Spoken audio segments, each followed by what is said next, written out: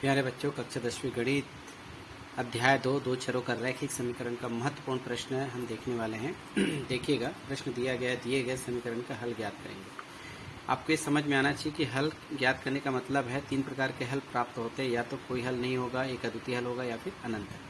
दिए गए समीकरण दिया गया, इसे आप समीकरण पहला और इसको दूसरा है ना। पहले समीकरण से A1 B1 C2 का मान A1 B1 C1 का मान, और दूसरे समीकरण से A2 B2 C2 का मान ज्ञात करेंगे। तो पहले समीकरण से समीकरण पहला से A1 का मान क्या होगा, x का गुणांक 3 है, A1 का मान 3, B1 का मान क्या होगा, y का गुणांक 5 है, और C1 का मान अचर पद 12। इसी प्रकार से समीकरण हम दूसरा से ज्ञात करेंगे। A2 का मान यानी x का गुणांक 4 है, और B2 का मान है 2, और C2 का मान हमारे पास आ जाएगा 5। ये अब हमें क्या करना है, यहाँ पर चेक करना है। आप देख रहे हैं, इसको हम अनुपात में या फिर लिखेंगे। सबसे पहला वाला होता है एक अद्वितीय हल के लिए, तो सबसे पहले चेक कर लेते हैं। यहाँ पर आपको दिखाई दे रहा है, यदि हम A1/A2 है ना देखते हैं, है ना, और यहाँ पर दिखाई दे रहा है B1/B2। A1/A2 का मान कितना हो जाएगा भाई, 3/4। B1/B2 लिख लीजिए तो 5/2, और C1/C2 का मान देखेंगे तो 12/5। तो सबसे पहले इन दोनों की तुलना करेंगे तो 3/4 और इसका मान 5/3, अर्थात ये दोनों मान क्या है, बराबर नहीं है। अतः हम लिख सकते हैं कि A1/A2 not equal to B1/B2। अतः दिए गए समीकरण का एक अद्वितीय हल होगा, एक अद्वितीय हल होगा। इतना ही आपको लिखना है। इस तरह से हम इसे आसानी से बना सकते हैं। इसी तरह का दूसरा प्रश्न हम लेते हैं। हमारे पास भी दिया गया 2 समीकरण, और इसका भी हल ज्ञात करेंगे। हम जल्दी से ज्ञात कर सकते हैं। जब सॉल्यूशन करेंगे तो यहाँ पर सबसे पहले इन समीकरण को लिखना पड़ेगा। 5x + 3y = 12, और 15x + 9y = 15। ये समीकरण पहला, समीकरण दूसरा। समीकरण पहला से ज्ञात करेंगे A1 का मान 5, B1 का मान 3 होगा, और C1 का मान होगा 12 यानी 12। इसी प्रकार दूसरे समीकरण से मिलेगा A2 का मान 15 यानी 15, B2 का मान 9 है, और C2 का मान 15। ये आ गया। अब इसे हम अनुपात में लिख के देखते हैं, है ना।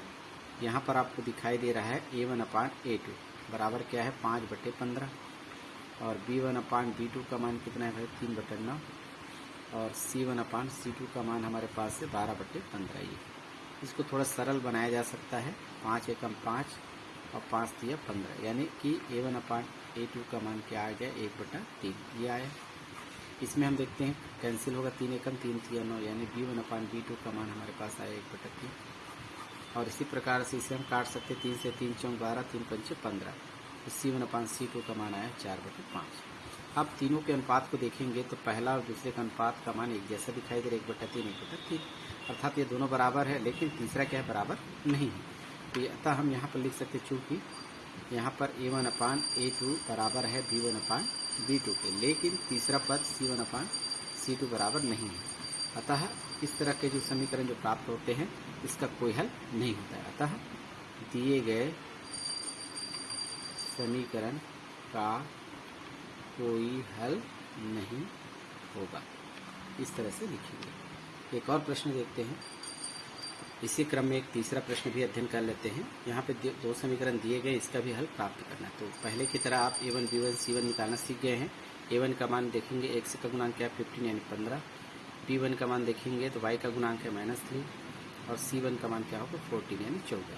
इसी प्रकार से A2 का मान यहाँ पर 60 होगा, है ना। इसी प्रकार से B2 का मान होगा, y का गुणांक 12, और C2 का मान होगा 56। ये तीनों मान 6 मान हमें प्राप्त हो गए। अब हमें अनुपात में लिख लेना है यहाँ पर A1/A2, तो यानी 15/60। इसे आप चाहे तो कैंसिल करें, 15 एकम 15, 15 चौक 60, यानी कितना है, इसका मान 1/4। इसी प्रकार B1/B2 का मान ऋण 3, इसका मान, और इसका मान है ऋण 12। तो माइनस माइनस कट गया, 3 एकम 3 चौक 12, अर्थात इसका उत्तर भी कितना है, 1/4। इसी प्रकार से देखते हैं C1/C2 का मान 14/56। तो 14 एकम 14, 14 चौक 56, इसका भी मान कितना है, 1/4, अर्थात स्पष्ट लिख लीजिएगा। A1/A2 का मान आया 1/4, B1/B2 का मान भी प्राप्त हुआ 1/4। ये देख पा रहे हैं, थोड़ा सर्कल कर देते ताकि ध्यान दें, घेरा लगा दें। C1/C2 का मान कितना है, 1/4। तीनों के मान बराबर दिखाई दे रहे हैं। तो अतः हम यहाँ पर लिख सकते हैं कि A1/A2 बराबर है B1/B2 के बराबर है C1/C2 के, है ना। इसके कितने हल होंगे? अनंत हल होंगे या अनेक हल होंगे, ऐसा लिख सकते हैं, अनेक हल होंगे। ये आपका आंसर होगा। इस तरह से हम 3 प्रश्न का अध्ययन 5 मिनट के अंतर्गत कर लिए। धन्यवाद।